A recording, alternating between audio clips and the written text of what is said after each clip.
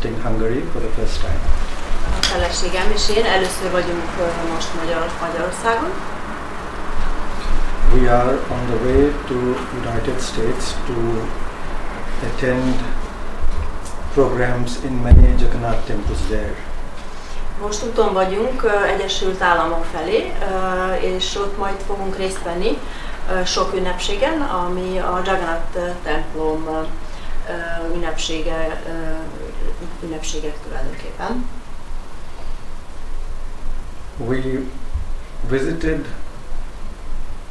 Kriya ashram in Tettendorf some 7 or 8 years ago. Jártunk már Tettendorfban, a Kriya Yoga ashramban körülbelül 7 vagy 8 évvel ezelőtt. And we loved it so much that we thought that this time on the way to United States we must spend some time there. És annyira megtetszett nekünk, hogy úgy döntöttünk, hogy most is kell, hogy egy kis időt töltsünk ott, mielőtt elmegyünk a USA-ba. And while in Tettendorf ashram, some Kriyavan devotees suggested that we should visit Budapest. És Tettendorfban néhány Kriyavan ajánlotta, szugeráltak, hogy mindenképpen kellene meglátogatnunk Budapestet is. And we thought it was a fantastic idea because we have heard a lot of good things about Budapest. És ezt nagyon jó ötletnek tartottunk, fantasztikus ötletnek, mert nagyon sok jó szépet hallottunk Budapestről.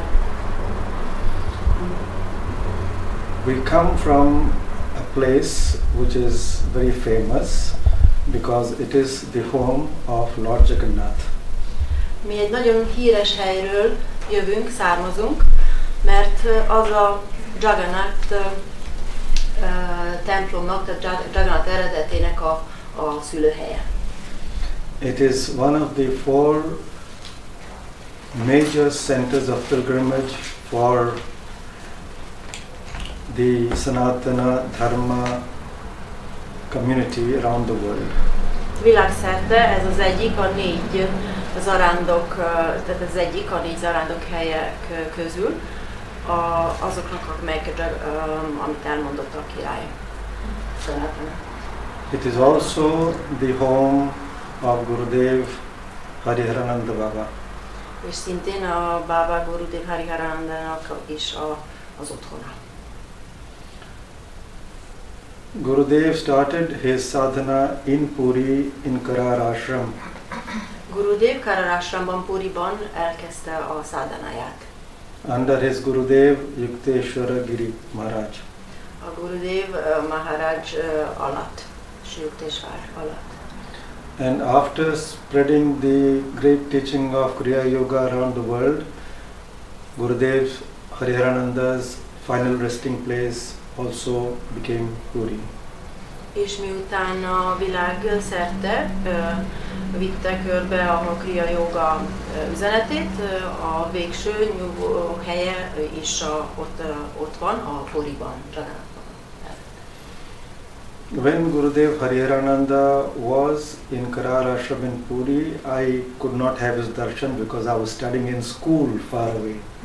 Én messze voltam akkor, amikor Gurudev ott tartózkodott, mert tanultam távol onnan. I had his one and only darshan when his body came from Homestead, Florida to the final resting place in Balighai in 2002. 2002-ben egyedül darsanon vettem részt, amikor is a testét hazaszállították oda. However, we are very much associated and involved with Pragyana mission, with the good work being done by Guruji, Paramahansa, Pragyananda Giri all around the world. Viszont nagyon is szoros kapcsolatban állunk a munkával szerte a világon, amit a Pragyananda Baba vezetése alatt, ami történik szerte a világon. So we are very happy to be here with Gurudev's family. Így most nagyon boldogak vagyunk, hogy lehetünk itt a Gurudev családjával. Now, I think it will be better if I leave it to you to ask me what you want to know. Szerintem az lenne a legjobb, ha most rátok bíznám, hogy kérdezzétek azt, amit szeretnétek.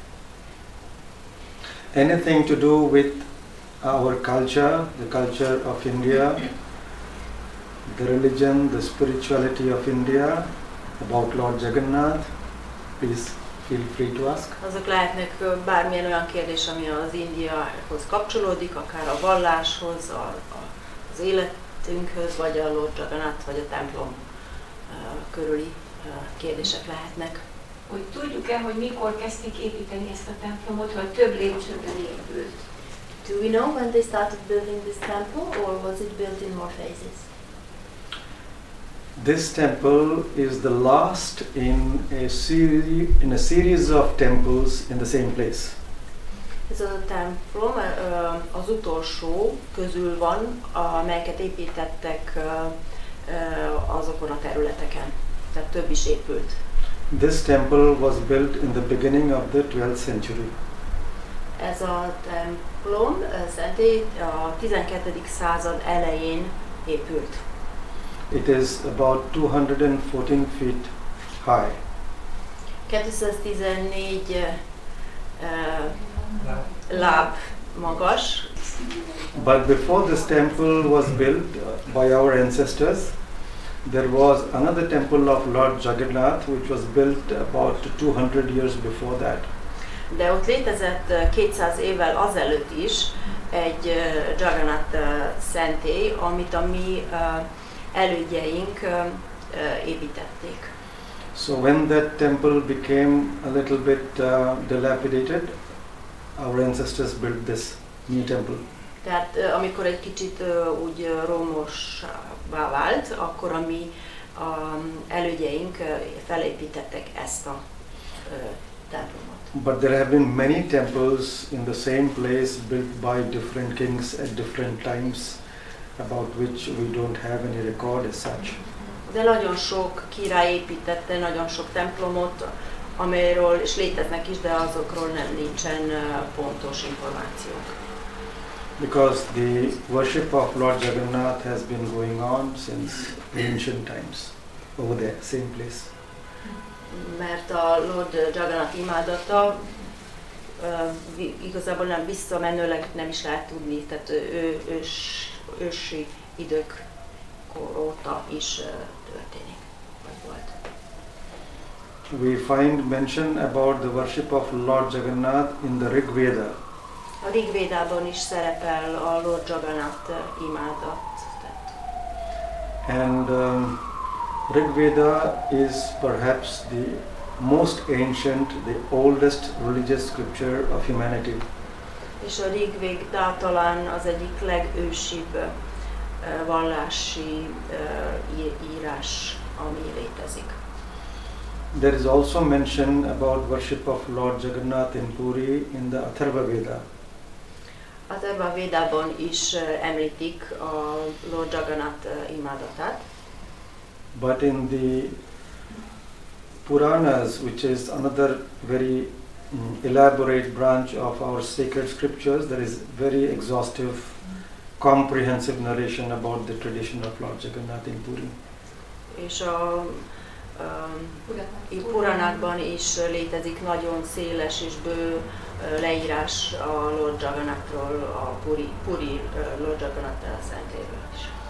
And from one of the Puranas, which is called Skanda Purana, which is the biggest of the Puranas, we have the narration of the first temple built in Puri by Maharaja Indradyumna.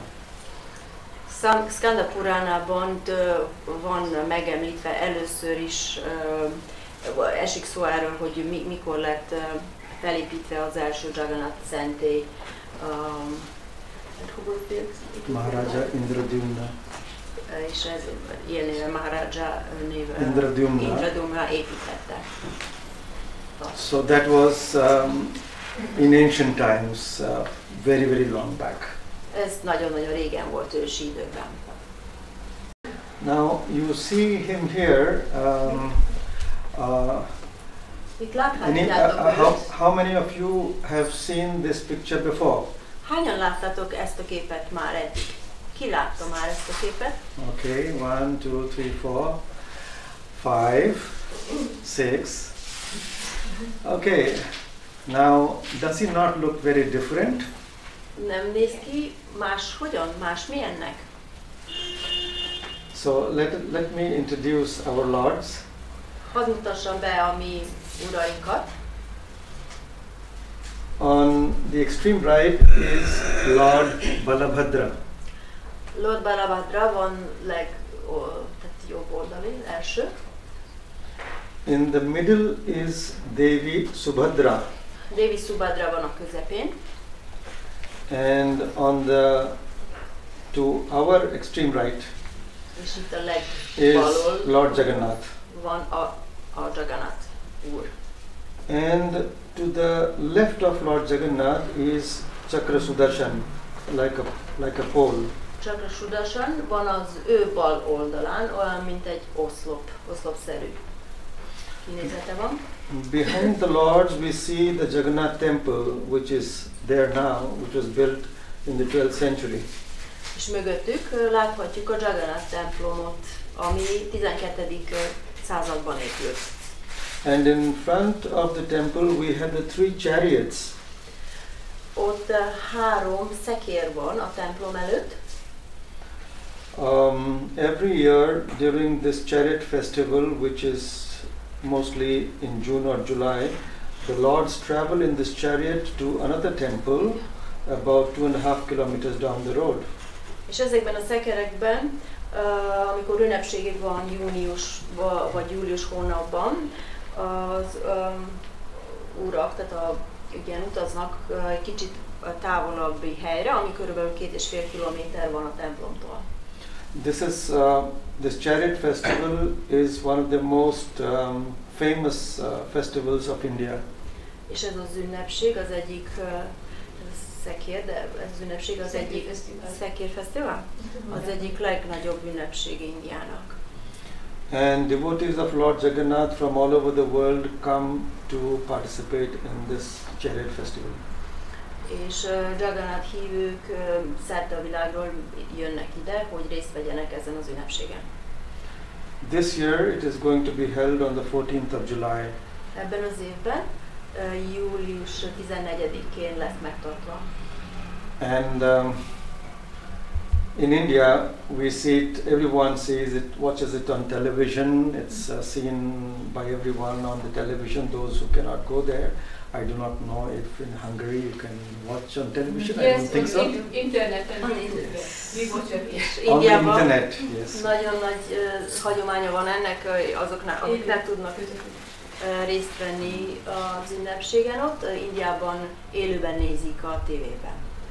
On the internet you can ask Google Baba Rath Yatra. Rath Yatra lehet kigoogle-ezni, és akkor ott megtalálhatjátok.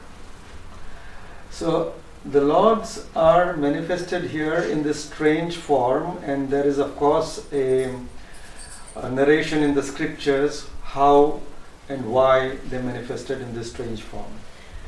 Ezen a képen kicsit furcsa féleképpen néznek ki, és viszont az írásokban, az le van írva pontosan az írásokban, hogy miért is pont ilyen a kinézetük. The Lord is actually one, but here he decided to manifest in 4 forms.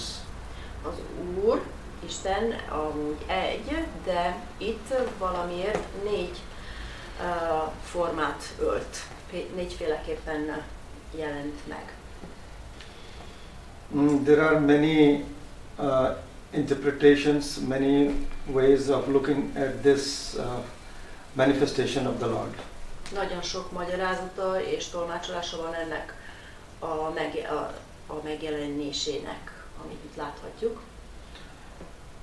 But the main understanding is that the Lord here, Lord Jagannath is one, and he is the Supreme Lord. De a fő megértése, vagy úgy értjük, hogy ő igazából egy, és ő az Isten egy és legmagasabb megnyilvánulása.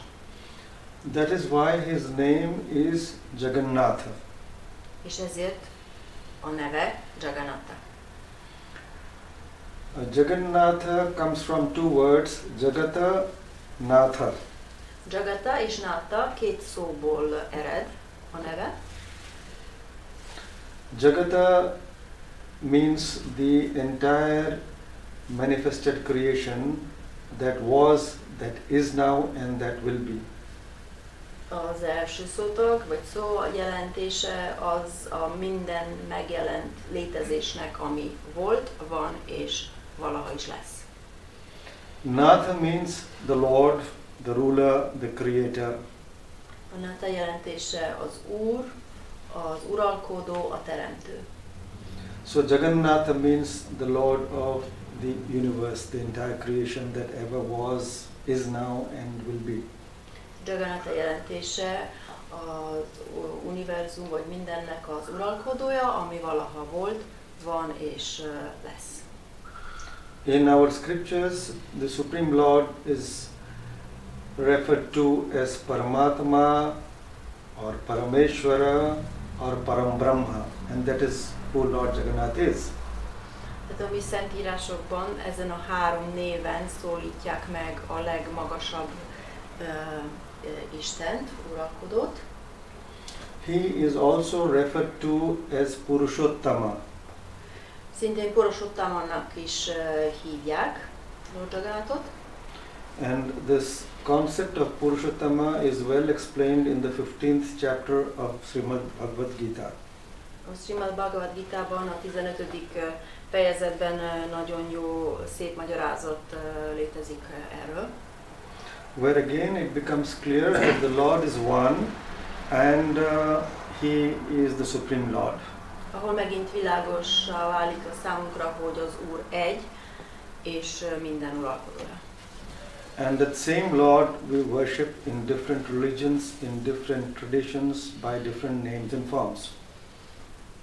Minden vallásban különböző néven vagy formában ünnepeljük Istent, de azok csak különböző megnyilvánulásai, különben ő egy. The Lord is one, but the people are many, communities are many, cultures are many, and religions are many. Az Úr egy, viszont közösség nagyon sok van, emberek nagyon sokan vannak, nagyon sok a vallás is. So every community, every culture invokes that Lord in their own way, which is different from the other culture, from the other religion. Minden kultúra, minden társadalom maga módján, magaféle megértései szerint értelmezi és magához hívja azt az egy Istent. But in whichever way, through whichever rituals and traditions we invoke the Lord in whichever form, it is essentially the one and the same Lord. De ez ugyanaz és egy Úr, független attól, hogy milyen formában ünnepeljük vagy imádkozunk hozzá. Just like water, I'm thirsty now. Just like water, you could bring it also. Just like water, oh, it's right here. Now, water, what do you call water in Hungarian? Ugyanúgy, mind a víz. Okay. What do you call it in German? What do you call it in English? Hogy mondjuk angolul? Water. Well, in India we have got many names. There is Niru, there is Jal, there is Pani. Néven szólítják. Hívják vizet. So names are many, but the substance is the same. Nagyon sok a név, de a lényeg egy. Ugyanaz, azonos. So also the Lord. Így van ez is. The Lord is one, and we invoke Him in our own way, through our own language and tradition, and we give different names and forms. Úr is egy, és mi viszont imádkozunk hozzá a saját nyelvünkön és saját megértéseink vagy formáink szerint. So here, in our tradition, Sanatana Vedic Dharma, we believe. Hagyomány szerint, Sanatana Dharma, mi azt hiszük, we believe that the Lord is one, but the paths can be many. hogy az Úr egy, de nagyon sok ösvény lehet. And each path is valid so long as it is leading towards the Lord. És minden ösvény érvényes vagy hiteles, mindaddig, amíg az Úrhoz vezet. So, in the ancient history of India, we have had great realized master who have realized the Lord in their own way. És India ősi történet során nagyon sok mester van, aki saját féleképpen, saját módon megvalósította Istent. India is a spiritual country with a spiritual culture. India egy spirituális ország, spirituális kultúrával. Since ancient times, the people living there realized that happiness and peace is to be found in the spiritual world. Ősi idők óta az emberek rájöttek, hogy a boldogságot és a békét a spirituális világban találhatják meg. And they went in search of that supreme peace and bliss and found it through many acharyas who came at different times in history. És ezt a legmagasabb békét és üdvösséget próbáltak találni, és keresték, és voltak nagyon sok acharya is, aki segítette az embereket az útjukon. So in India we have many religious traditions, each one complementing and supplementing each other. Indiában találunk nagyon sok vallást, és mindegyik valamilyen módon kiegészíti, vagy alátámasztja a másikat. They are all paths leading to the one and the same God. Ők mindegy ösvény, vagy különböző ösvények, de ugyanahhoz az egy Istenhez vezetnek. There are some traditions which see or invoke the Lord as Father. Vannak olyan vallások, melyek Istent apaként látják, vagy értik. There are other traditions which invoke the Supreme Lord as Mother. Vannak mások pedig, amelyek anyaként látják az Urat. There are traditions which invoke the Lord as a God with a form. Vannak olyan hagyományok, akik formában látják az Urat. And there are others who invoke the Lord as the omnipresent, omniscient, omnipotent Lord without a form. És viszont vannak olyanok, akik úgy látják az Istent, aki forma nélküli, mindenható, mindentudó és mindenütt jelen. In India, we believe that all these paths are good so long as they are leading towards the Lord. Indiában mi azt gondoljuk, azt hiszük, hogy minden egyes ösvény ezek közül addig jó, amíg az Úrhoz vezet. And this is because people are of different kinds. Everyone is not the same. És ez mind azért van, mert minden másmilyen van, különböző, ez emberek különböznek, és máshogyan tudnak az Úrhoz eljutni. So different traditions grew up in India since ancient times. Különböző hagyományok Indiában ősi idők óta származnak, vagyis onnantól kezdve. And one tradition is the tradition which worships the Supreme Lord as Lord Shiva. És az egyik az, amelyik a Shiva úrhoz, úrat tartotta a legfőbb úrnak, Istennek. Lord Balabhadra is an incarnation or a manifestation or representation of the Shiva worship. Az első úr vagyis megnyilvánulása, a Shiva hívőknek a Shivának a megnyilvánulása, meg testesítője. There are devotees who worship the Supreme Lord as mother, as goddess, and they are known as Shakta worshippers. Shakta hívők, ők az anya képet, vagyis anyaként imádják az Istent. They worship Mother Goddess as Durga or Kali or Mahalakshmi. Durga, Kali vagy Mahalakshmi-ként imádják az Urat. And Devi Subhadra is a manifestation or a representation of the Shakta worship or Devi worship. És a Devi imádatnak a megnyilvánulása, megtestesítője, a középső. Devi Subhadra is the female goddess, and Balabhadra and Jagannath are seen as male gods. Balavad és a Jagannath, őket férfiként látják, és a középső istenséget pedig nőként imádják. There are others who worship the Supreme Lord as Lord Vishnu or his various forms like Lord Krishna, Lord Rama.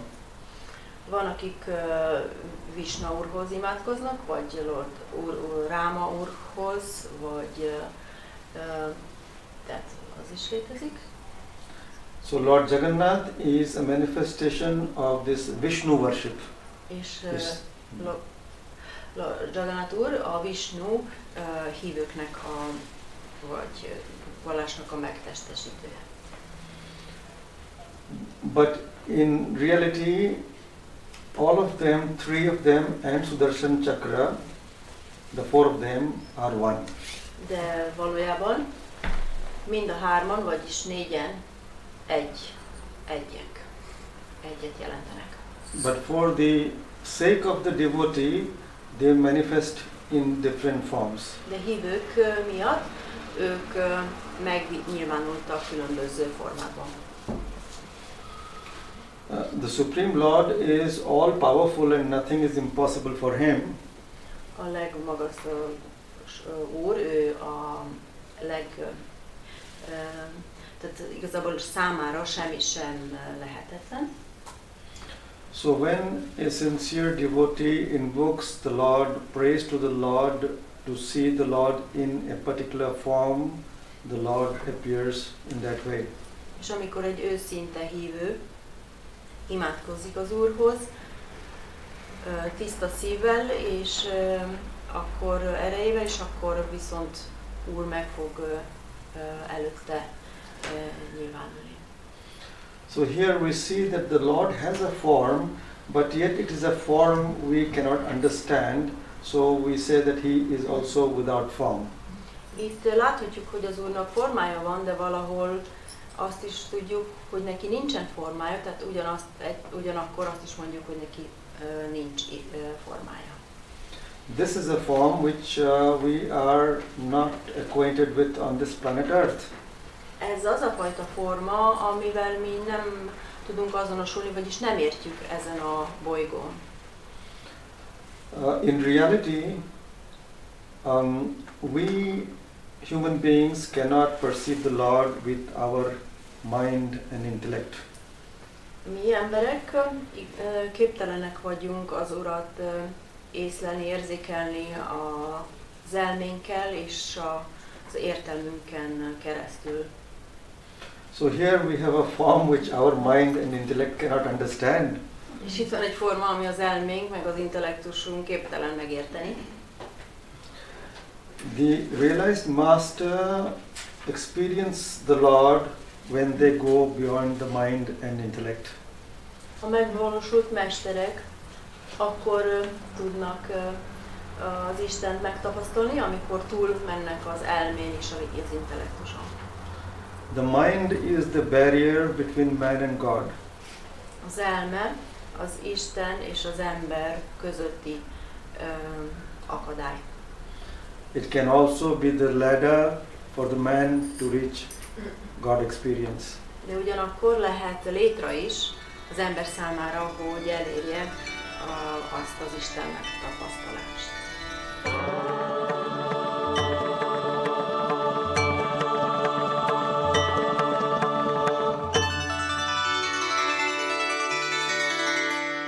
Om Jagannatha Namo Namaha Shree Jagannatha Namo Namaha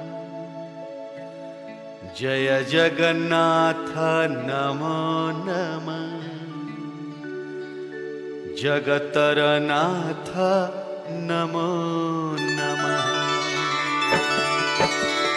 Om Jagannatha Namo Namaha Shree Jagannatha Namo Namaha Jai Jagannatha Namo Namaha Jagataranatha Namo Namaha Om Jagannatha Namo Namaha Shree Jagannatha Namo Namaha Jai Jagannatha Namo Namaha Jagataranatha Namo Namaha Om Jagannatha Namo Namaha Shree Jagannatha Namo Namaha Jai Jagannatha Namo Namaha Jagataranatha Namo Namaha Om Jagannatha Namo Namaha Shree Jagannatha Namo Namaha Jai Jagannatha Namo Namaha Jagataranatha Namo Namaha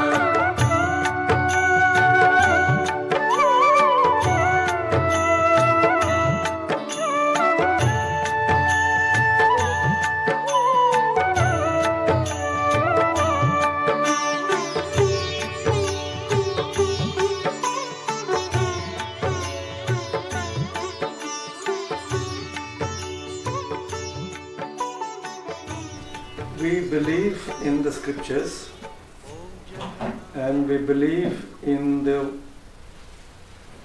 words of the spiritual masters through so many ages. Not just one master, but all the great realized masters have said the same thing.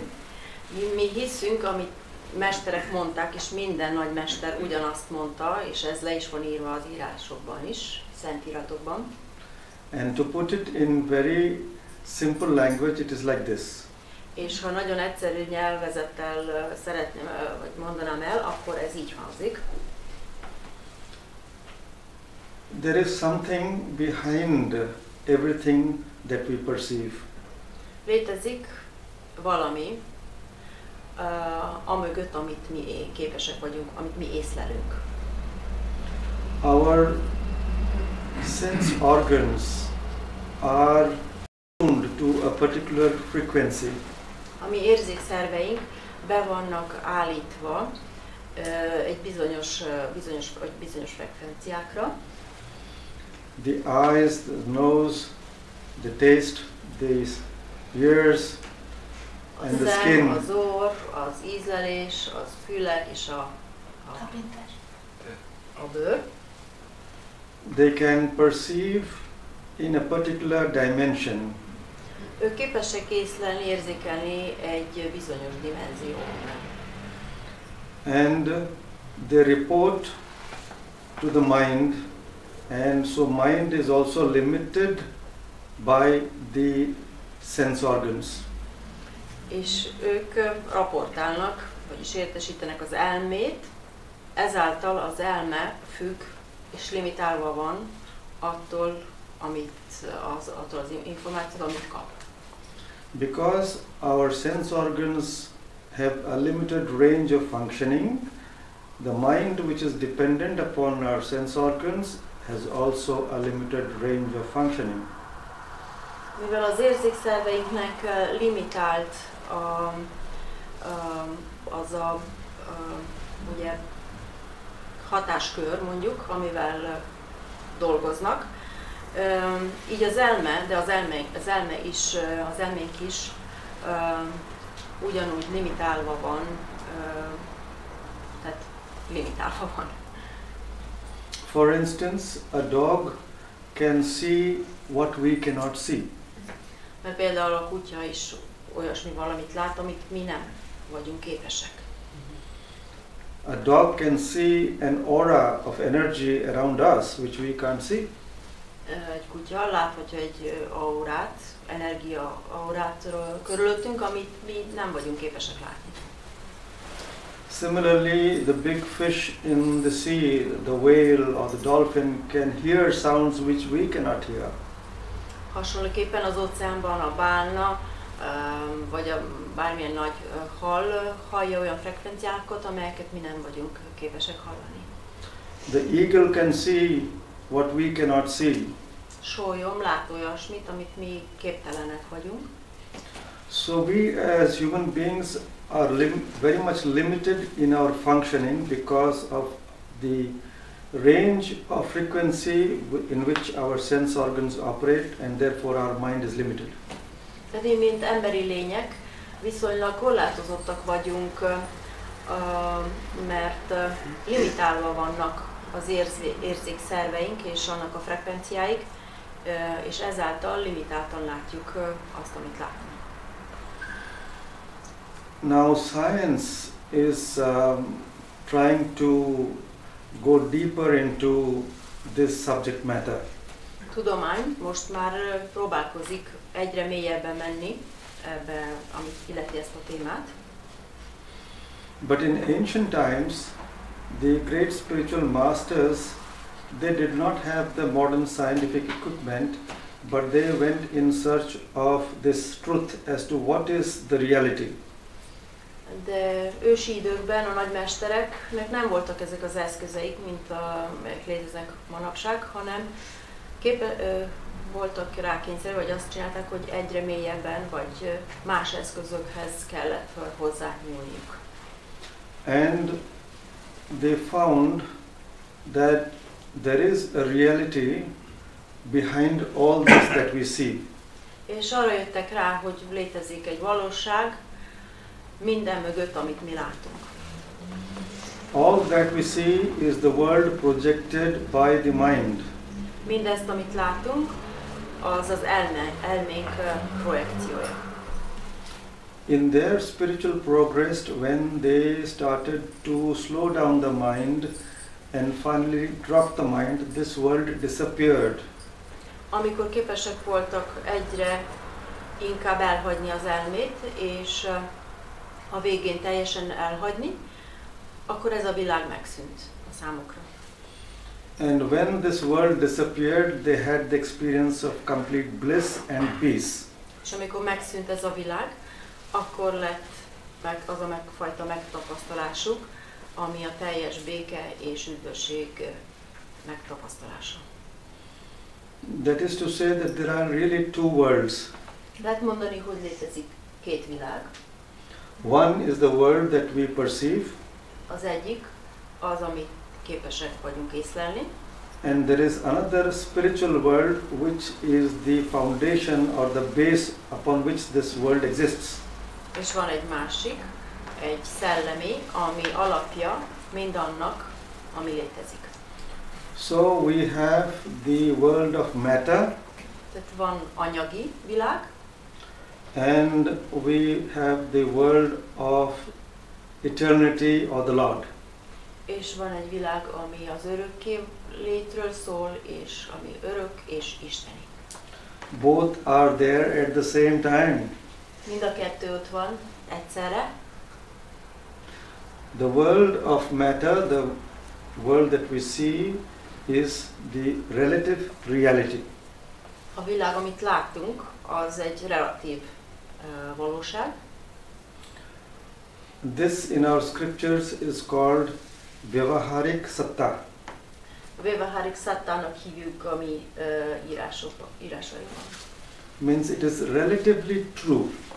A jelentés az, hogy bizonyos fokig igaz.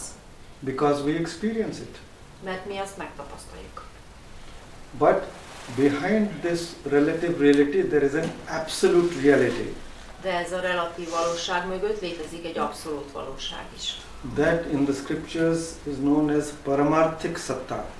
Paramarthik Satta néven ismert a Szentírásban. Or the dimension abode of the Absolute Lord. vagy ez olyan dimenzió, ami az abszolút Úrnak a tartózkodó helye. That absolute reality never changes. Ez az abszolút valóság sose változik. And it is consisting of nothing but bliss and peace. És semmi másból nem áll, hanem csak a békéből és az üdvösségből, legmagasabb boldogságból. This has been the experience of all the masters who have gone beyond the mind. Ezt tapasztalta minden egyes mester, aki képes volt túlmenni az elmén.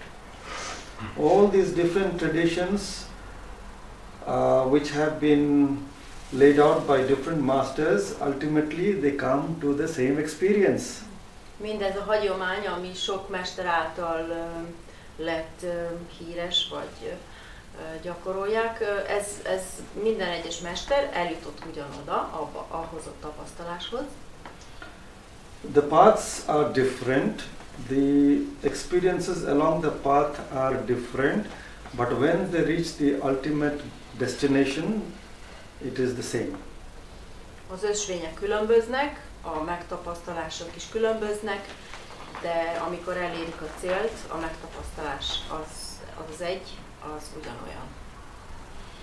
And having had that God experience, they come and tell us that this is the real goal of human life. És amikor megtörténik, megtapasztalják azt az Isten tapasztalást, akkor eljönnek hozzánk, és azt mondják, hogy ez az igazi élet.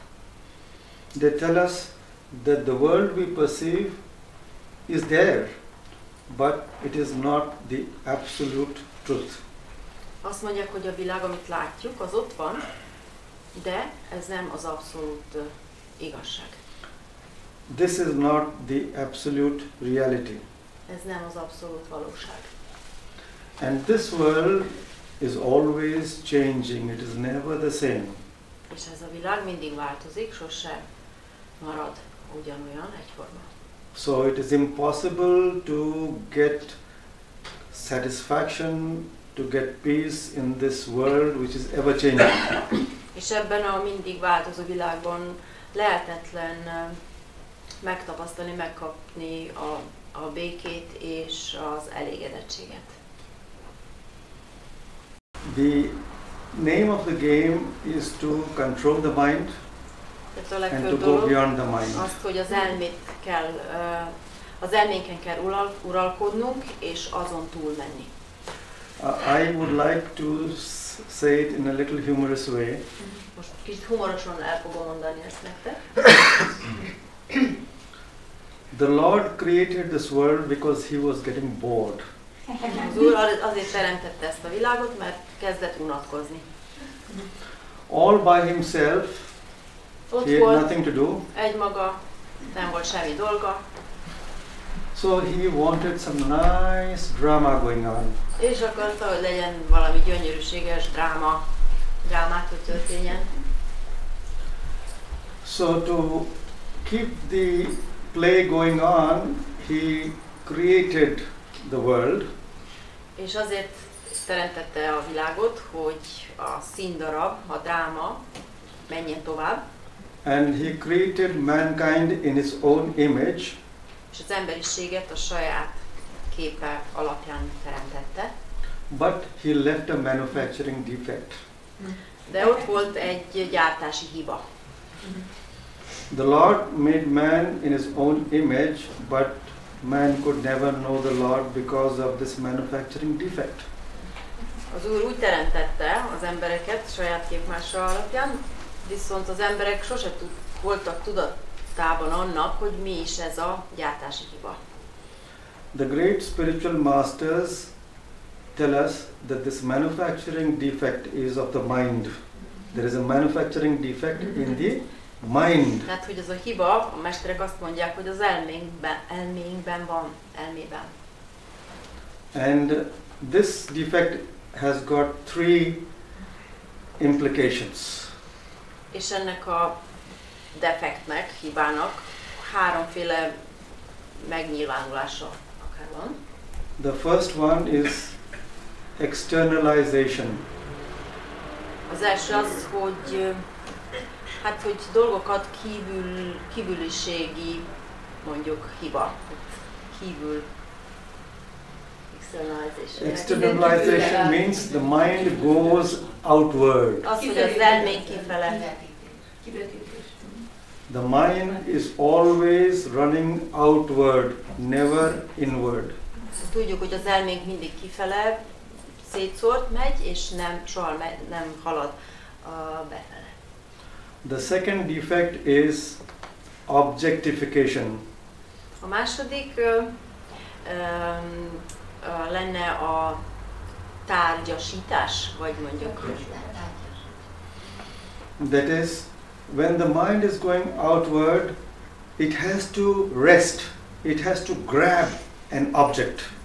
És az úgy mutatkozik, hogy az elménkből kifele halad, akkor ott van az a tárgy, és ott kell, hogy maradjon, ahhoz kell, hogy ragaszkodjon. El kell kapni. It cannot remain in void. Nem maradhat csak úgy üresben, semmiben. And the third defect is multifariousness.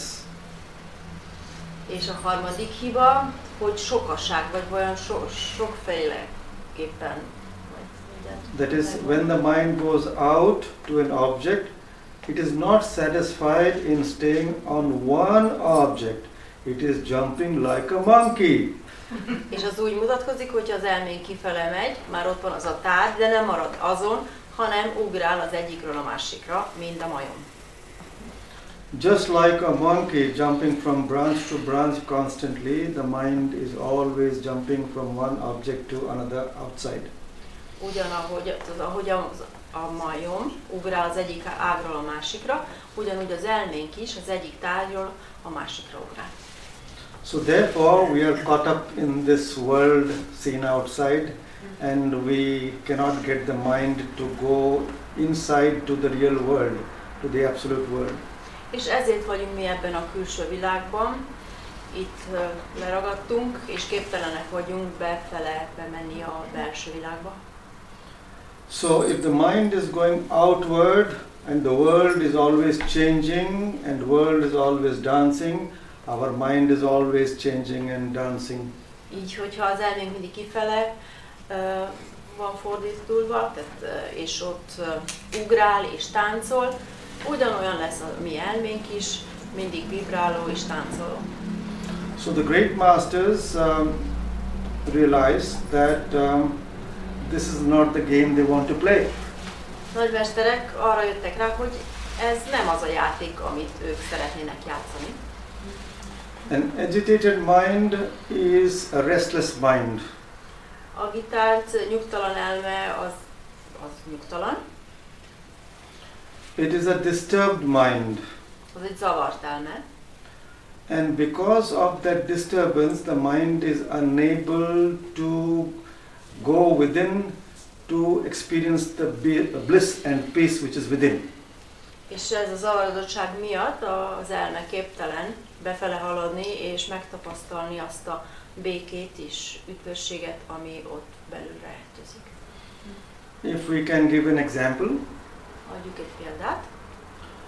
If we are standing on the shore of a lake. Mondjuk állunk egy tó partján. And the king has hidden his treasure inside the lake.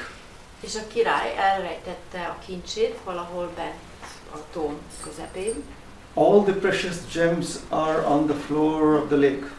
Minden értékkő ott van valahol a tó alján. But if a strong wind is blowing and there are ripples and waves on the water, we cannot see the gems.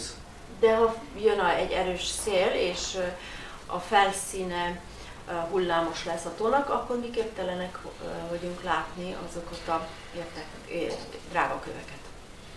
But if the wind stops blowing and the water becomes still and clear like glass, like a mirror, then we can see everything that is always there. De ha eláll a szél, és nyugodt lesz a felszíne, sima, mint a tükör, akkor képesek vagyunk látni, mi van benne. So the gems were always there, but we could not see it because of the disturbance in the water. A drága kövek mindig is ott voltak, csak mi nem voltunk képesek látni őket, azért, mert a víz felszínen nyugtalan volt.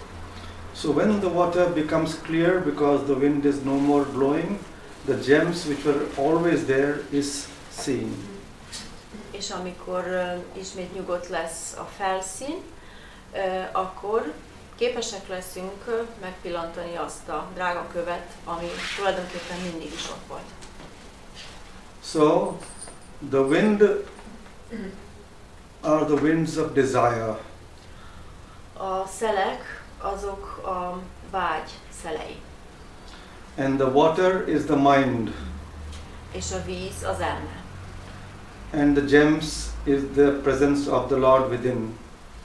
És a drága kő az Úr jelenléte azon belül. The great masters experience that the Lord is everywhere. Nagy mesterek megtapasztalják, hogy az Úr mindenütt jelen van.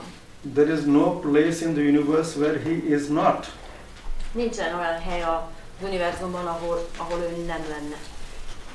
Because He is sustaining and maintaining this entire creation. Mert ő az, aki fenntartja és megtartja ezt az egész teremtést. If the sun is giving light and heat, if the planets are moving around very systematically, it is not an accident. Az nem véletlen, hogy a bolygók, hogy süt a nap, és a bolygók, ahogy mozognak a pályájukon.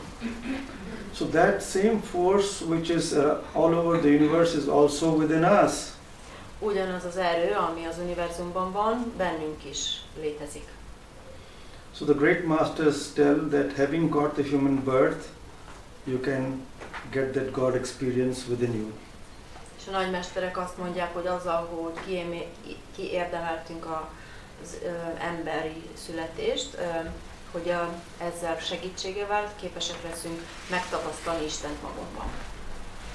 And they tell us, having actually experienced that God experience, És ők azt mondják, azért is, mert ők ezt megtapasztalták az Isten megtapasztalást.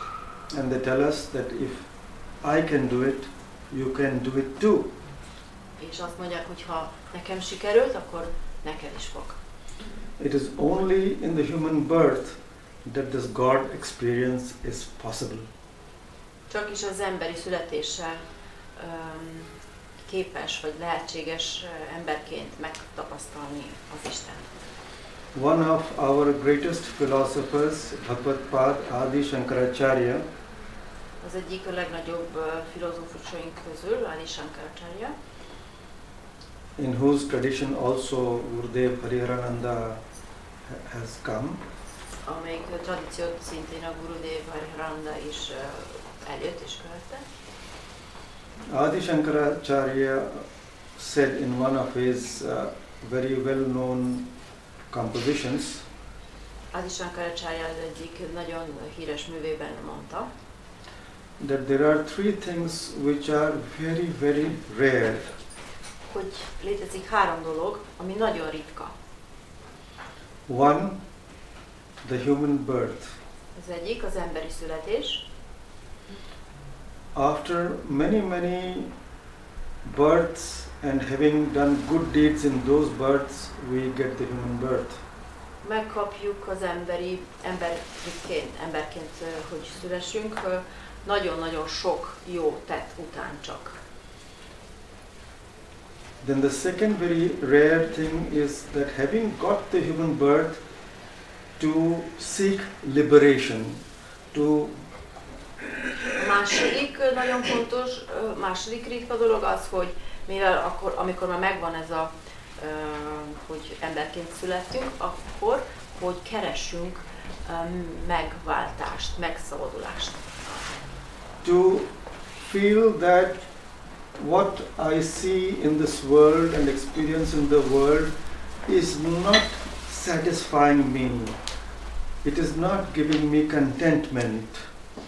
Az, hogy mert látom ezt a világot, és tapasztalom is, és ez mindez nem ad nekem, tehát ettől nem vagyok boldog, nem vagyok elégült.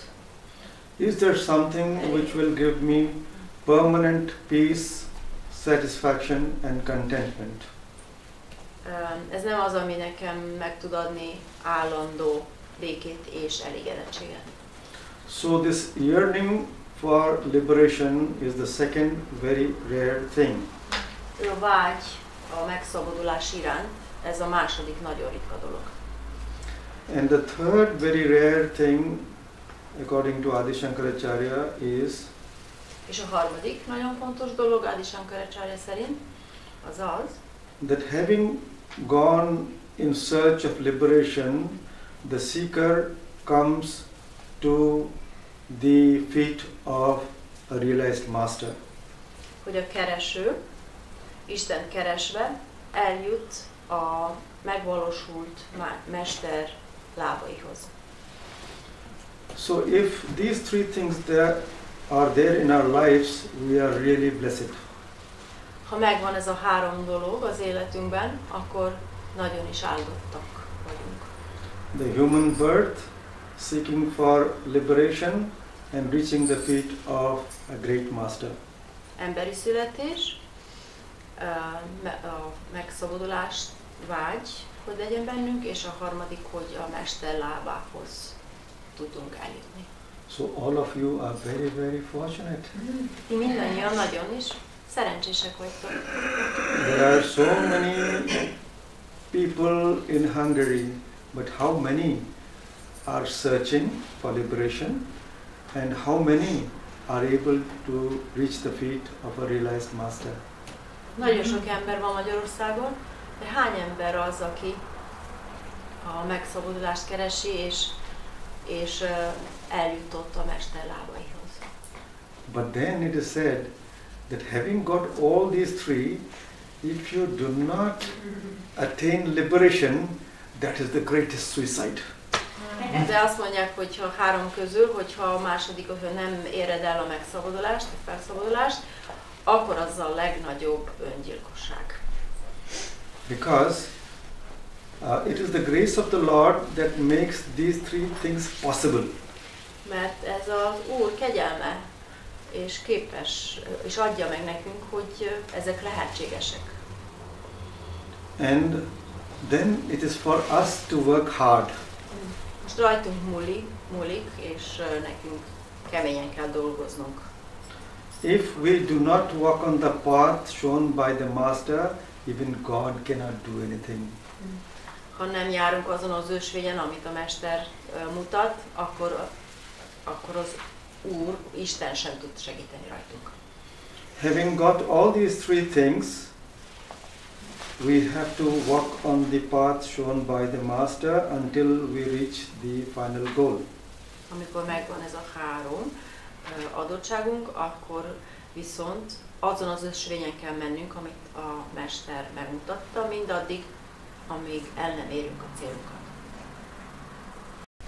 You see, there is someone up there Van ott fönt valaki, who makes all these decisions. aki hoz mindezt, ezeket a döntéseket hozza. Creation is not possible without a creator. A teremtés lehetetlen a teremtő nélkül. Anything that we see means that there has to be someone who created it. Mindent, amit látunk, az azt jelenti, hogy van valaki, aki ezt megteremtette.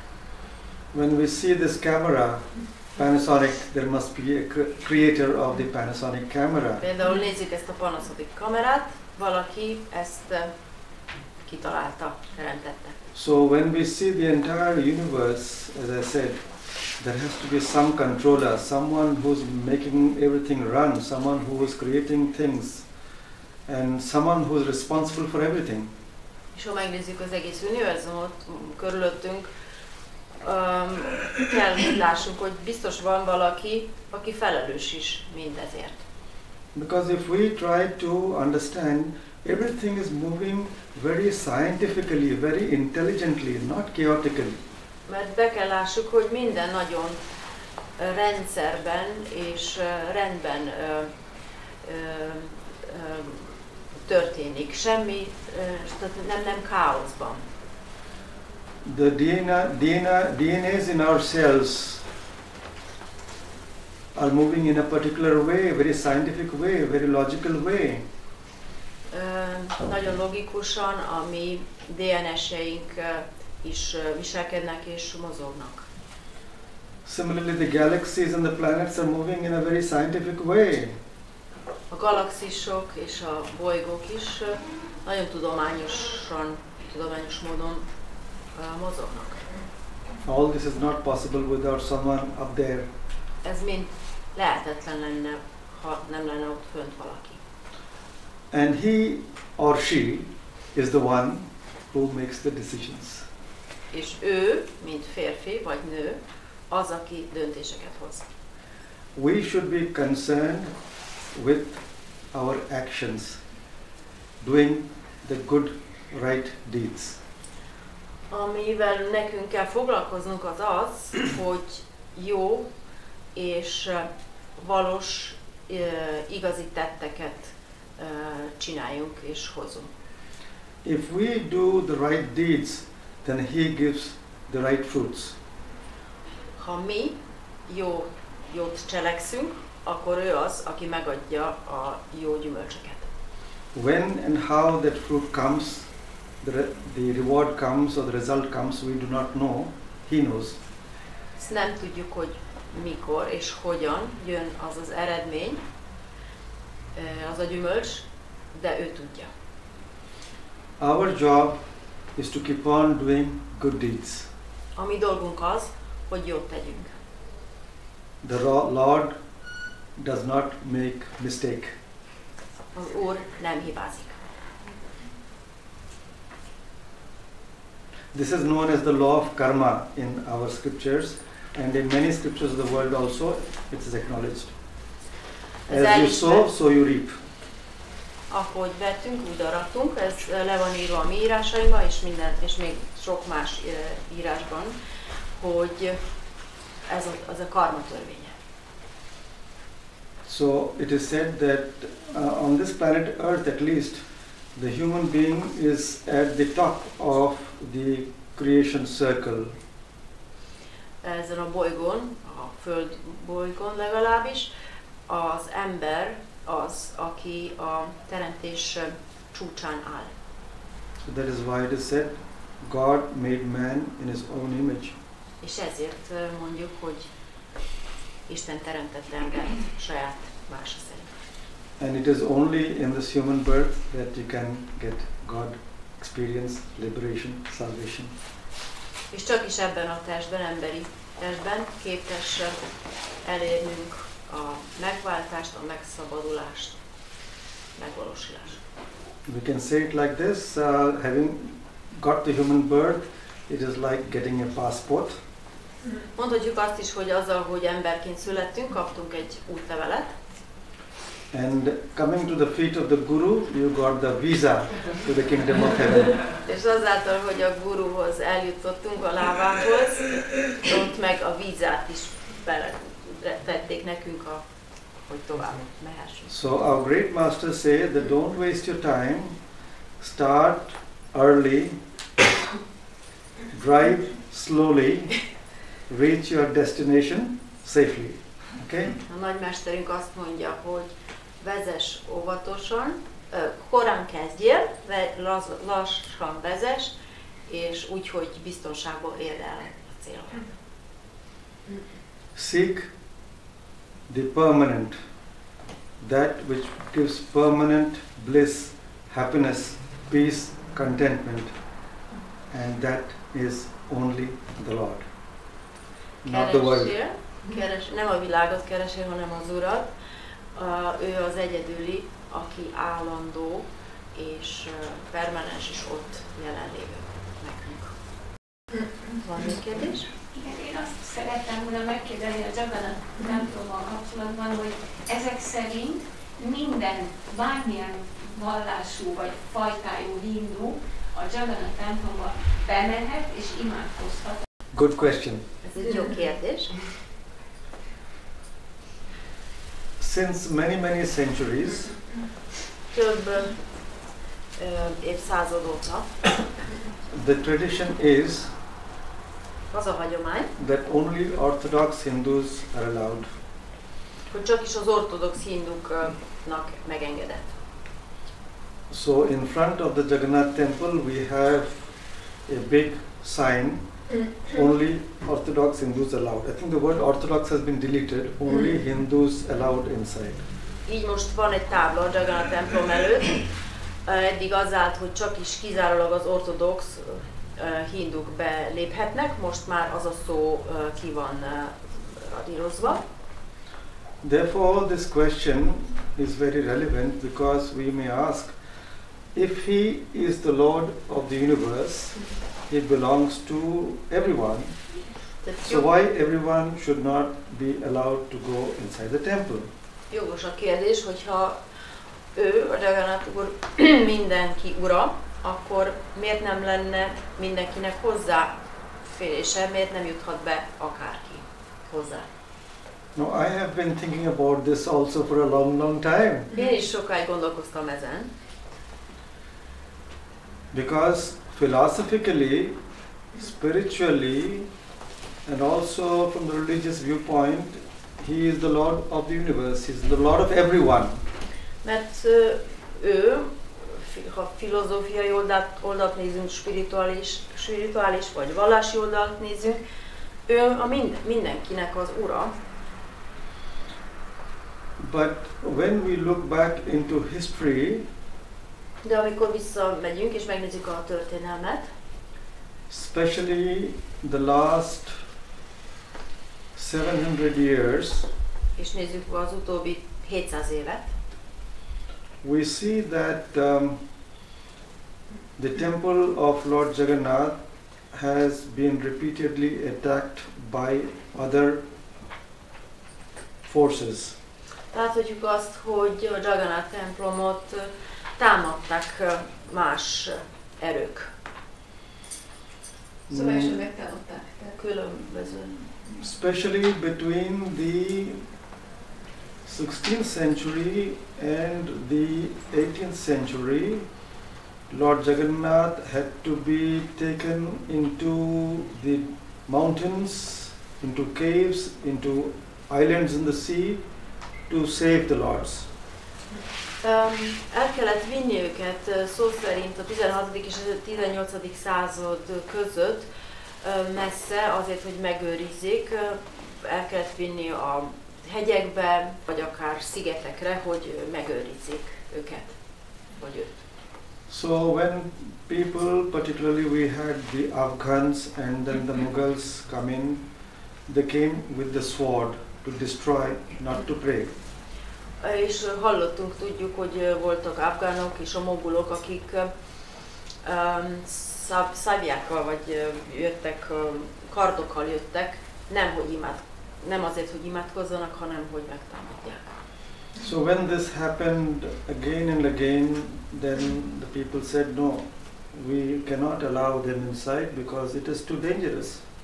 És mivel ezt, mikor történt ez ismételten, az emberek azt mondták, hogy ezt nem engedhetjük, hogy ez történjen. And when this prohibition remained for hundreds of years, it became a rigid tradition. És így lett egy kemény hagyomány, ebből ered, mert nem engedték, hogy megtámadják őket. But here we have a very beautiful tradition in the festivals of Lord Jagannath.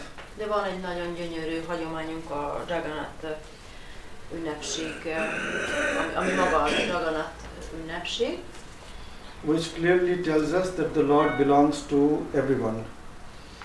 Ami azt mondja, és tanúsít arról, hogy a Jagannath úr mindenkihez tartozik, hogy ő mindenki. In our Indian tradition of Sanatana Dharma, az indiai hagyományunkban it is a very well established principle that the presiding deity in a temple never leaves the temple. Van egy megrögzült hagyomány, ami azt arról szól, úgy hangzik, hogy a jelenlévő isteniség, ami a templomban van, ő sosem hagyja el azt a szentélyt vagy templomot. The main deity always remains on the throne in the sanctum sanctorum. A sanctum sanctorumban mindig marad az a legfőbb isteniség. And in the festivals, the representative small deity goes out. The festival deity goes out. És amikor ünnepségek vannak, akkor csak annak egy kisebb mása, ami tehát a nagy, tehát annak a mása igazából az megy ki, hagyja el a templomot. But here in the tradition of Lord Jagannath, de itt a Jagannath úr hagyományban, all the lords, they come out of the sanctum sanctorum, so out of the temple, so that everyone can see him and pray to him. Mind a négyen elhagyják a templomot, hogy mindenki láthassa és ott imádkozhat. One is on the date of his manifestation, his birthday. Az egyik a születése napján van. Every year that is celebrated in the month of June. Minden évben június hónapban ünneplik. This year it is going to be celebrated on the 24th of June. Ebben az évben június 24-én lesz megünnepelve. The lords are brought out from the sanctum sanctorum onto a platform. Kihozzák az isteniségeket egy ilyen platformra. Inside the temple compound, but they're seen from the street.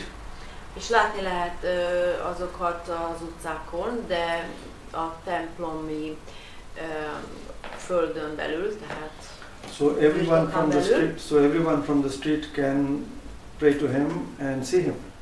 Így mindenki az utcáról láthatja őt és imádkozhat is. This festival is known as the Bath Festival or Snan Yatra. The bath, it was in English? Snan Yatra we say, well in English we can say the Bath Festival. Bath. Because the lords are given a bath on that day. Azon a napon sacred bath. Ilyen szent fürdés ünnepség van azon a napon. And 15 days after this we have the famous chariot festival. És 15 nap ezután van az a híres szekér ünnepség. And the lords go out on the chariots to another temple. Amikor a urak, istenek mennek a szekeren, a másik szentébe. And they are on the chariots for 3 days on this journey. És 3 napig vannak a szekereken, annyi ideig tart ez az utazás. After staying in the other temple, which is the place where the Lord's manifested, that is his birthplace, he again comes back to the main temple. És ott történik, tehát ott maradnak 3 napig, az a születés helye, majd jönnek vissza a főtemplomba. Then again he is on the chariots, on the streets for 3 days. Ismét 3 napig van a szekereken, 3 napig utazik. And in this festival, anyone from any religion can take part, pull the chariot and have darshan of the Lord, sing his glories. And it's not only the mankind, but all beings have a claim on him. And not only on this planet Earth, but the entire creation. Now, we cannot allow the entire creation inside the temple. We cannot allow the other living creatures inside the temple. So therefore, here, in complete departure from our established tradition, the Lord himself comes out. Ez teljesen eltér a hagyományunktól, amikor az Úr is ugyanis kijön, és minden ember számára látható, és mindenki imádkozhat hozzá. Ugyanakkor nem csak az emberek Istene, Ura, hanem mindenkié, és az egész teremtés Isten is. Ezért ez egyedi és ritka a ünnepség, amikor az Úr maga kijön hozzánk. And the sacred prasadam, in English what we call offering, food offering, to Lord Jagannath is called as Mahaprasad. És ennek a megszentelt ételnek a neve Mahaprasad. And this sacred food offering is considered to be as sacred as the Lord himself. És úgy tekintenek rá, hogy annyira szent, mint maga az Úr. And when a devotee is taking the sacred prasadam, és amikor egy hívő magához veszi ezt a megszentelt ételt, there cannot be any sort of a distinction or discrimination. akkor nincsen semmilyen megkülönböztetés vagy elválasztás. So any other person or any other animal can also come and share the prasadam with him. He cannot object.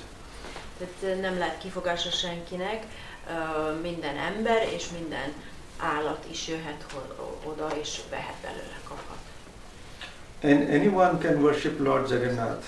És mindenki imádkozhat, vagyis imádhatja a Lord Jagannathot.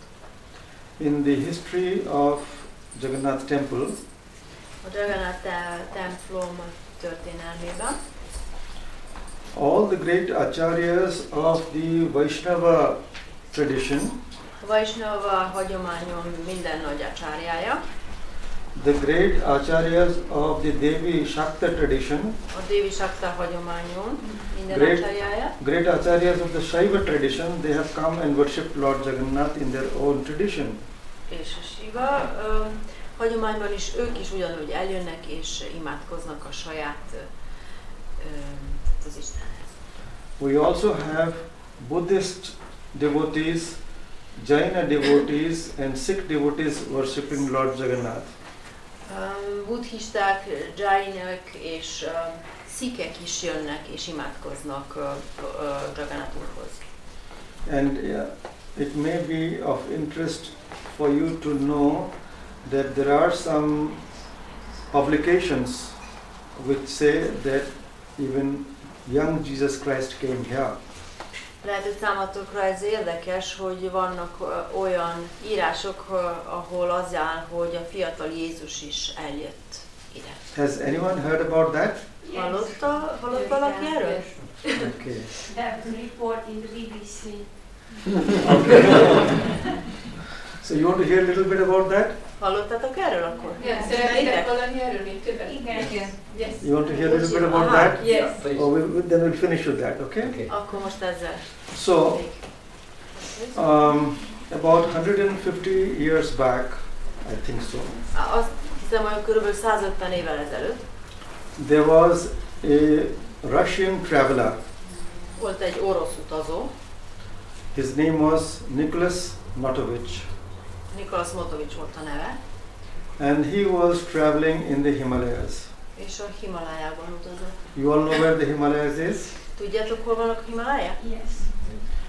So when he reached Hemis Monastery in Ladakh, which is in Leh, Amikor Ladakhhoz elért, egy kolostorhoz, it is a very famous Buddhist monastery. nagyon híres buddhista kolostor. The lamas there told Motovich that your Isha came here. A lámák azt mondták neki, hogy a te isád idejött. Te Istenem, ugye te urat Jézusokban. He was surprised, he could not believe. Ő meglepődött, nem tudta elképzelni, elhinni. So the lamas went in and brought some old manuscripts. Így a lámák bementek és kihozták valami nagyon régi kéziratot, Which was in Pali language. ami páli nyelven volt írva. And they read it out to him, and Notovich got it translated. Elolvasták neki, ő meg lefordította. When he came back to Russia, he published this book. Amikor visszatért Oroszországba, akkor kinyomtatta, megjelenítette ezt a könyvet. If you want, I can let you know the name of the book. But Szeretnétek you may elmondom, find it here. lehet, hogy talál. For a long time it was banned, the book was banned, but I think now it's available. Szerintem most kapható, sokáig tiltott volt. I think it's the Untold Life of Jesus or something like that, the name of the book. Az címe olyas, hogy lehet, hogy a Jézus el nem mondott, vagy élete. So, few years after that, Néhány évet azután one Christian parish priest in United States, egy keresztény parókiai szerzetes, his name was Levi Dowling. Levi Dowling volt a neve. He wrote a book called Aquarian Gospel of Christ. Aquarian. Ő írt egy olyan könyvet, a Jézus hirdetése, megszerzése. Now he says that it is from Akashic records. Ő azt mondta, hogy ez az akásai írásokból származik. I mean, it is astral revelations. I mean, he got asztrális some revelations. megnyilvánulásoknak hívta. And that book is very interesting because it says, És ez a könyv nagyon érdekes, mert benne az van, it narrates the story of Jesus, and particularly the 13 years that Jesus was missing from the Middle East. az Isten életéről szól, és különösen arról a 13 évről, amikor Jézus nem volt a Közép-Keleten. And there it is written that a prince from Orissa, the place we come from, És ott áll, hogy egy herceg az Orisszában, az a hely, ahonnan mi származunk, during the festival of Passover was visiting the temple in Jerusalem. Meglátogatta a jeruzsálemi templomot, a Passover, az a feltámadás ünnepkor. And there he found a young boy discussing with a lot of wisdom with the rabbis. És ott talált egy kisfiút, aki vitatkozott rabbikkal az isteni bölcsességről. The prince from Orissa was very impressed and then went to the home of this young boy, this young Jesus, to Joseph the carpenter. Az orisszai hercegre ez nagyon mélyen ráhatott, nagy hatással volt, és elment az otthonához, a kisfiú otthonához, a Józsefhez, aki tudjuk ács volt. And he invited young Jesus to come to the east because he said that all that wisdom that you are speaking about is there, so please come. És invitálta Jézus, fiatal fiút, hogy menjen oda, mert mindez a bölcsesség, amiről ő mesél, az ott van, ott is van. So Jesus came to the east and the destination was Jagannath Puri. Very interesting. És így Jézus elment keletre, és a célja volt Jagganath Puri. And he writes that for 3 years he stayed in Puri learning the Vedas. És az van odaírva, hogy ott maradt 3 évig, és védákat tanulmányozta. And then he also went to other places where there was Buddhist learning and also Vedic learning in other parts of India. És elment India más részeibe, ahol védikus és buddhista tanításokat tanították. And then returned to the Middle East. Majd visszament Közép-Keletre. In recent years, over the last 20 years, Az utóbbi 20 évben körülbelül American and European scholars amerikai és európai tudósok, tanult emberek have done a lot of research on this, sok kutatást végeztek. and they have ezzel also kapcsolatosan. found that this is true. És az az eredménnyel, hogy rájöttek, hogy ez valós és igaz. So this would make us think that if Jesus could come to Jagannath temple, then obviously there probably was no restriction at that time. Hát arra a következtetésre akkor juthatunk, hogyha Jézus akkor el tudott menni Jagannath templomhoz, hogy nincsenek korlátok, hogy mehessünk oda. Nem, hogy akkoriban, hogyha ő bent tudott menni, akkor akkoriban nem volt. Még nem voltak akkor. Nem volt betiltva. And also one very interesting incident. És van még egy érdekes történet. About this question about not allowing non-Hindus, there is one exception. Van egy kivétel arról, hogy a nem hinduk, hogy bejuthatnak-e vagy sem, van egy kivétel. Up till 1960, our family was managing the temple.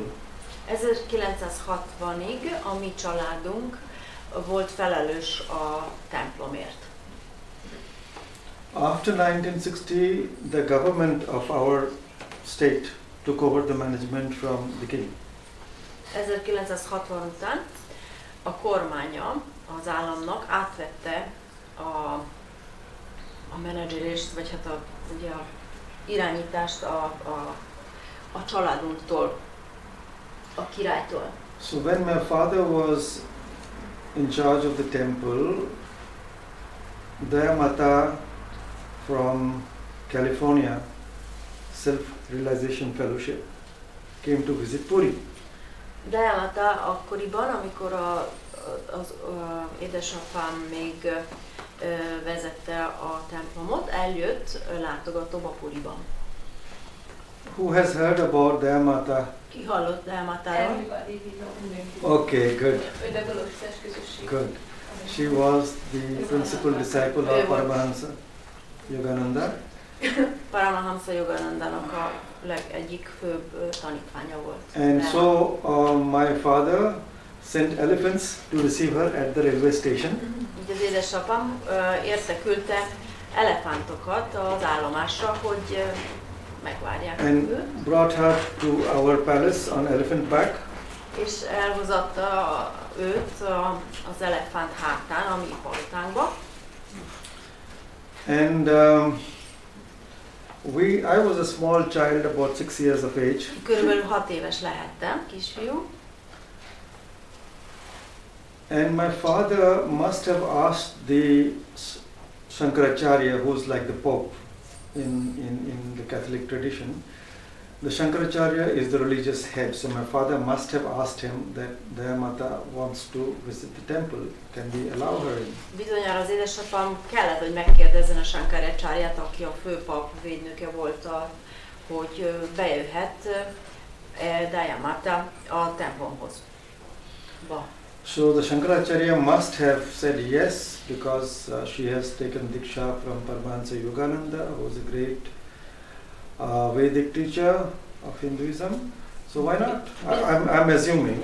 Én csak feltételezem, hogy biztos az édesapám azt mondta, hogy igen, mivel Jagganath Yoganandaji tanítványa volt, és én csak feltételezem, hogy megengedte. Because without the Shankaracharya's approval, my father would not have been able to do that.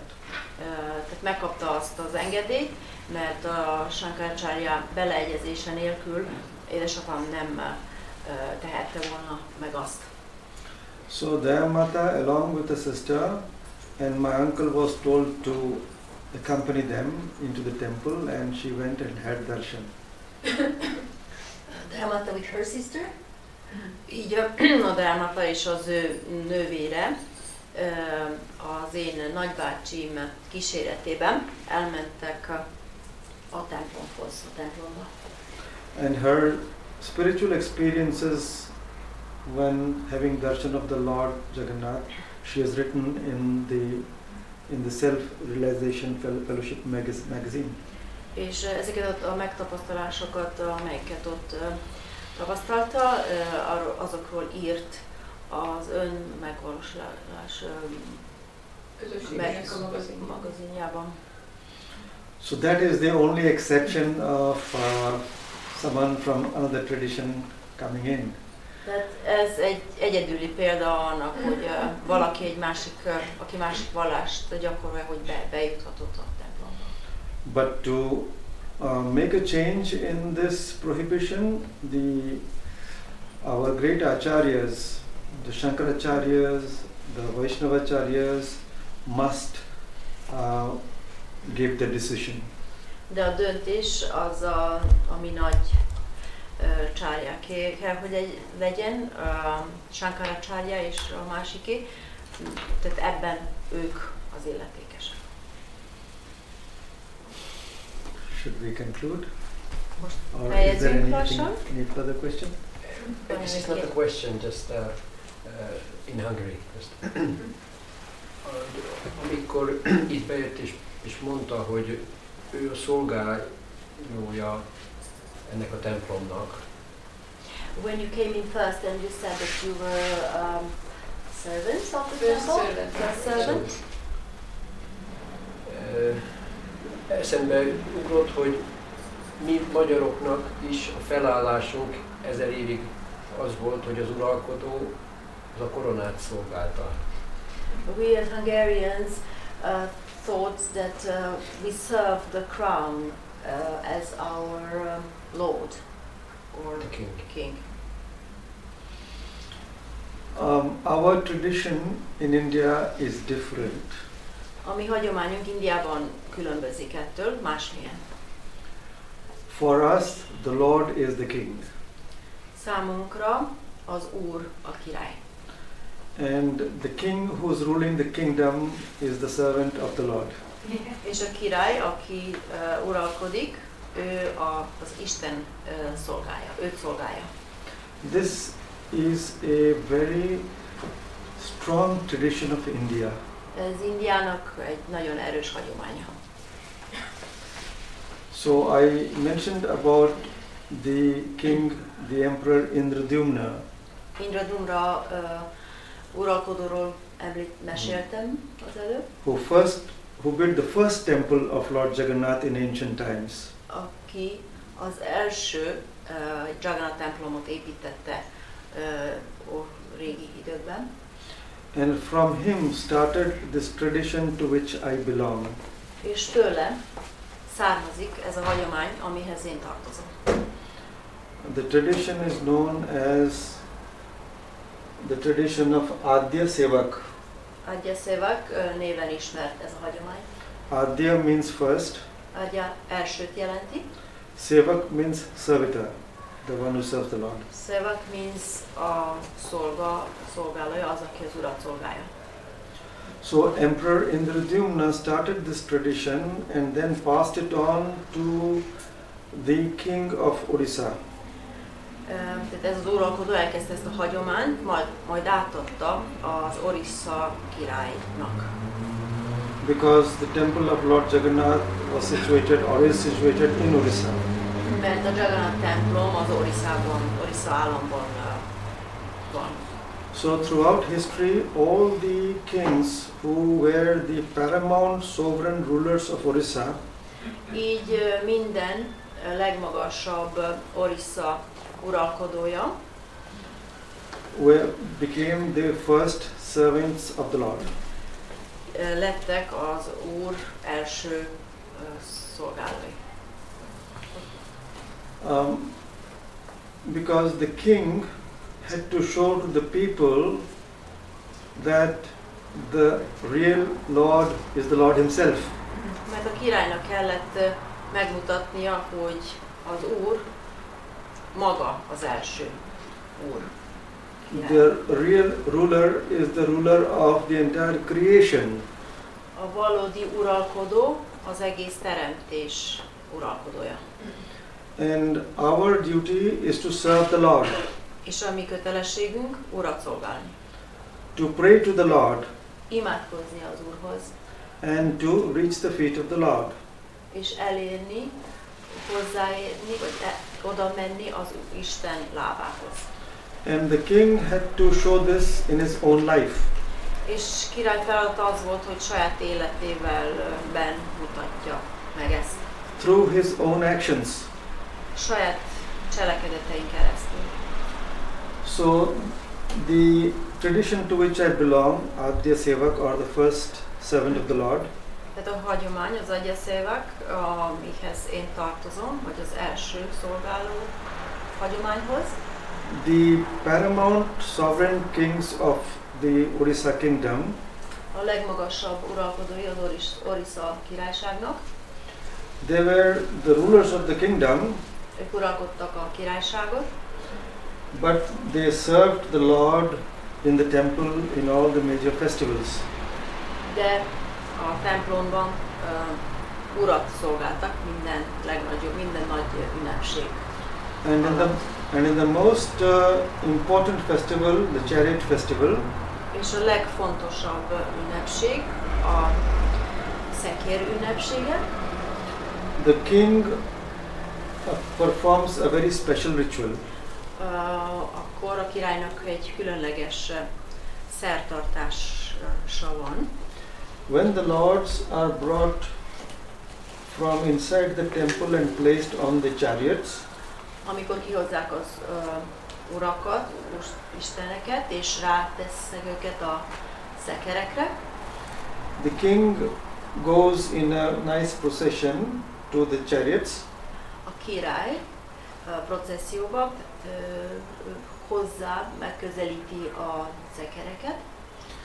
And then, after making various offerings to the Lord on each chariot, és miután felajánlásokat tett minden istenséghez, ami a szekeren van, he also takes a broom and sweeps the floor around the throne of the Lord.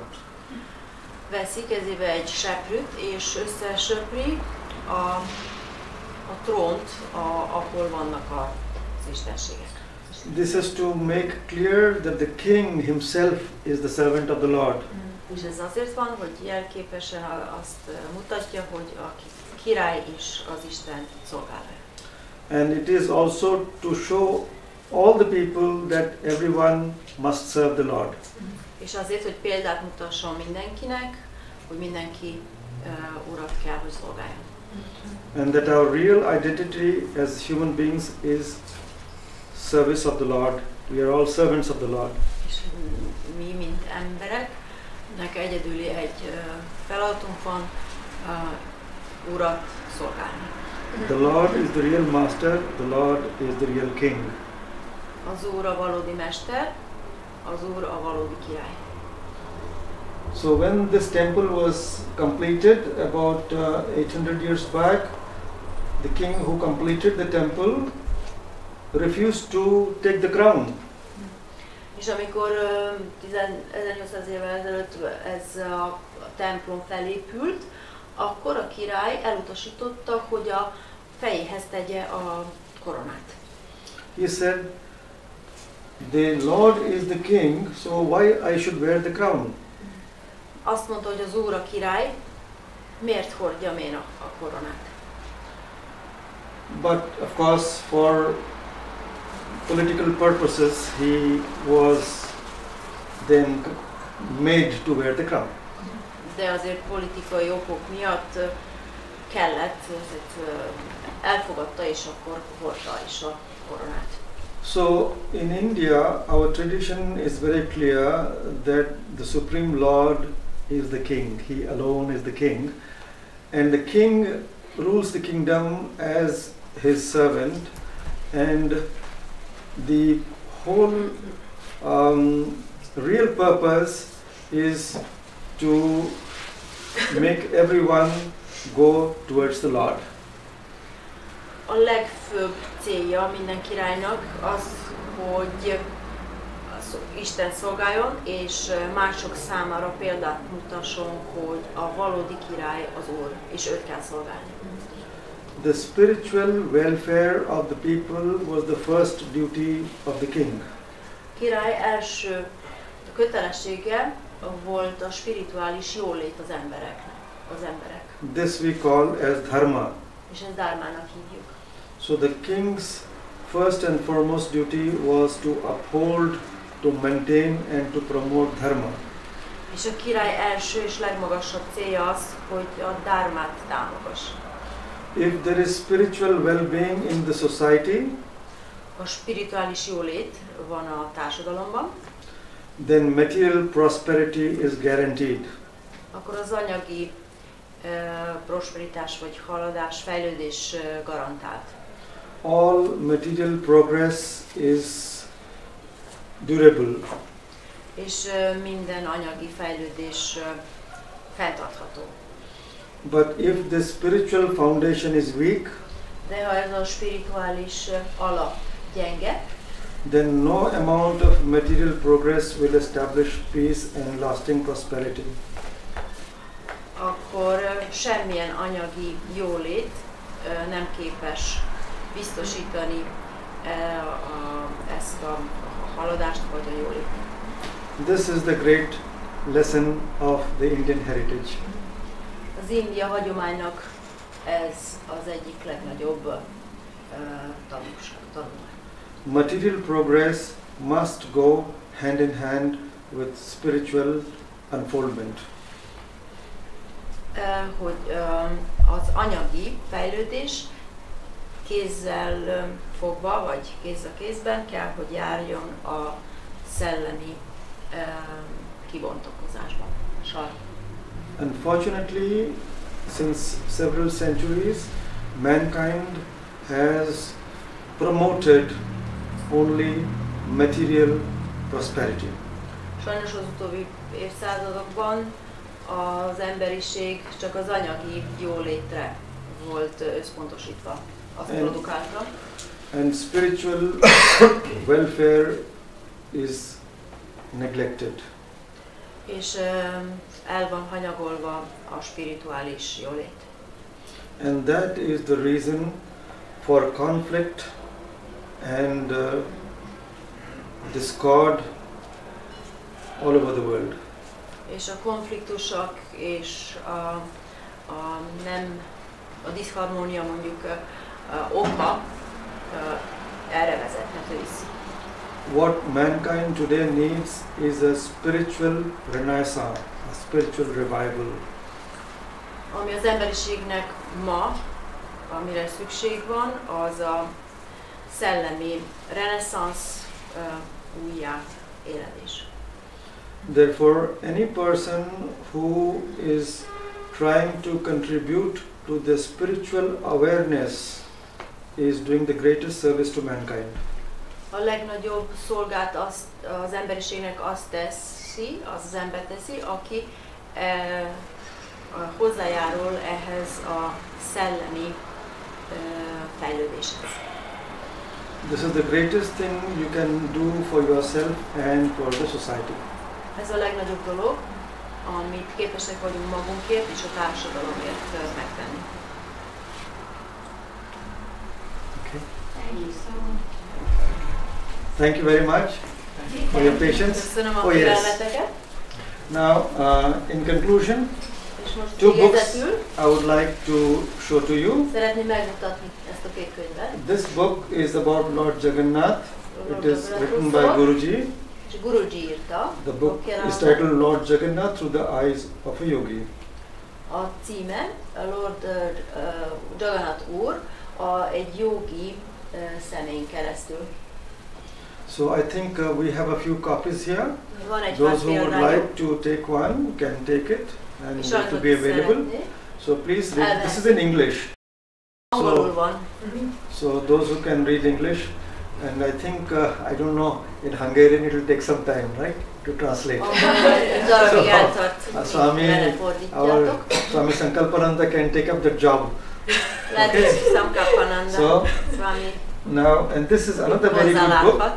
I mentioned to you about the entire legend of Lord Jagannath in the Skanda Purana. A Skanda Puránában lévő Lord Jagannathról szóló legendáról szól. So this Vaishnava saint, Baba Chaitanya Charan Das, he was a very revered saint. Ő egy nagyon magas, tisztelt szent volt. And he has written this book called Sri Purushottama Rahasya. Ezen a címen, ez a címe a könyvnek. That is the mysticism of Lord Jagannath. A Lord Jagannath miszticizmusa. Because Purushottama is another name for Lord Jagannath. Purushottama, Lord Jagannath másik neve. And this book, which is originally in our language, Odia language, has been translated to English by Guruji. Guruji fordította ezt a könyvet, ami a mi nyelvünkön íródott angolra.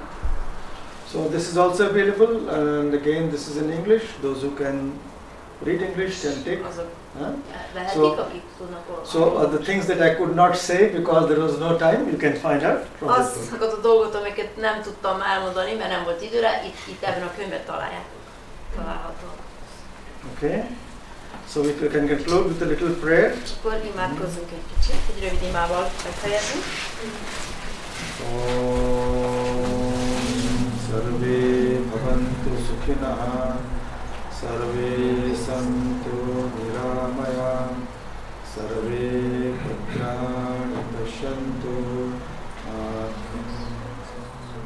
asato ma satgamaya, tamaso ma jyotirgamaya, mrityurma amritam gamaya. Om Purnamadaha Purnamidam Purnat Purnamudachyate Purnasya Purnamadaya Purnameva Vashishyate. Om Shanti Shanti Shanti. Harihi Om Shri Gurubhyo Namaha. Harihi Om. Thank you for your very patient listening. Köszönöm, hogy ilyen And türelmesen. thank you for inviting me and my wife to this beautiful country of yours, Hungary. Köszönöm, hogy ide hívtatok minket, és a feleségemet ebbe a gyönyörű országba. Om Jagannatha Namo Namah, Shree Jagannatha Namo Namah, Jaya Jagannatha Namo Namah, Jagatarnatha Namo Namah.